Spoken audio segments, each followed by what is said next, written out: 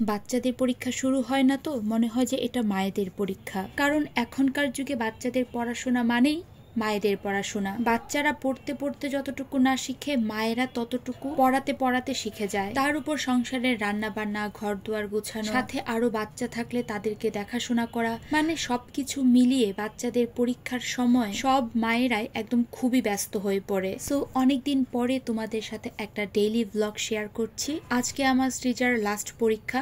এতদিন যে পরীক্ষা হয়েছিল সেই পরীক্ষাগুলোতে আমি কোনো ব্লগ তেমন একটা বানাইনি, মানে ডেইলি ব্লগ বানাইনি। সো সকাল সকাল ঘুম থেকে উঠেই বড় দুই মেয়েকে রেডি করে ফেলেছি। প্রথমে ত্রিধাকে স্কুলে দিয়ে আসবো, তারপরে সৃজাকে গিয়ে স্কুলে দিয়ে আসবো, কারণ সৃজার পরীক্ষা। ত্রিধার স্কুল টাইম সকাল 8টা আর সৃজার পরীক্ষা শুরু হবে সকাল 8:30টায়। এই তো ত্রিধাকে ক্লাসরুমে বসিয়ে এবার সৃজাকে নিয়ে চলে যাচ্ছি। এবার সৃজাকে স্কুলে ঢুকিয়ে দিয়ে চলে যাব বাসায়। বাসায় রান্না বান্না তো রয়েছে, তার মধ্যে শ্রেষ্ঠা এখনো ঘুমাচ্ছে। এই তো সৃজা চলে যাচ্ছে পরীক্ষা দিতে।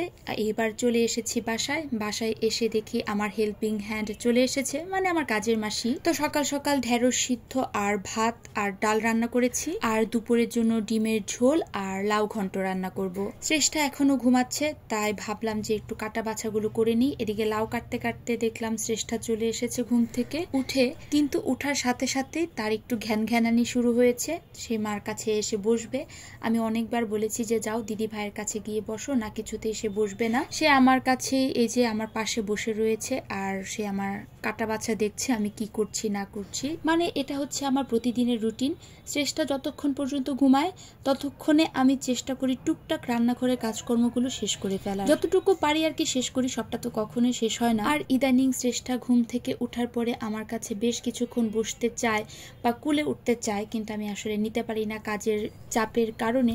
তখন সে তার দিদি ভাইয়ের কাছে চলে যায়। তো আজকে আবার তার দিদি ভাই ঘুমাচ্ছে, তাই সে আমার কাছে এসে বেশ কিছুক্ষণ বসেছে। এদিকে আমার কাটাকাটি সব শেষ হয়ে গিয়েছে, তাই লাউ ঘন্টটা বসিয়ে দিয়েছি। লাউ ঘন্ট হতে খুব বেশি একটা সময় লাগে না। লাউ ঘন্ট বসিয়ে দিয়ে আমি ডিমও বসিয়ে দিয়েছিলাম একটা চুলায়। এই তো কথা বলতে বলতে কিন্তু লাউ ঘন্ট একদম সেদ্ধ হয়ে গিয়েছে, তার সাথে ডিমটাও সেদ্ধ হয়ে গিয়েছে। ডিমটা নামিয়ে এদিকে আমি একটু মুসুরির ডাল বসিয়ে দিলাম। ডাল ছাড়া তো একদমই চলে না আমাদের বাসায়। আর তার সাথে সাথে যখন আমি ডিমের খোসা ছাড়াচ্ছিলাম, শ্রেষ্ঠা আমার সাথে দাঁড়িয়ে দাঁড়িয়ে কথা বলছিল, আর আমি কয়টা ডিমের খোসা ছাড়িয়েছি সেটাই সে আমার পাশে দাঁড়িয়ে দাঁড়িয়ে কাউন্ট করছিল। এই দেখুন, আপনাদের সাথে কথা বলতে বলতে কিন্তু এদিকে বৃষ্টিও চলে এসেছে। আসলে ইদানিং ত্রিধাকে যখন আমি পড়াই, শ্রেষ্ঠা তার পাশেই বসে থাকে, তাই সেও সেগুলো শুনতে শুনতে বেশ কিছু পড়া শিখে ফেলেছে।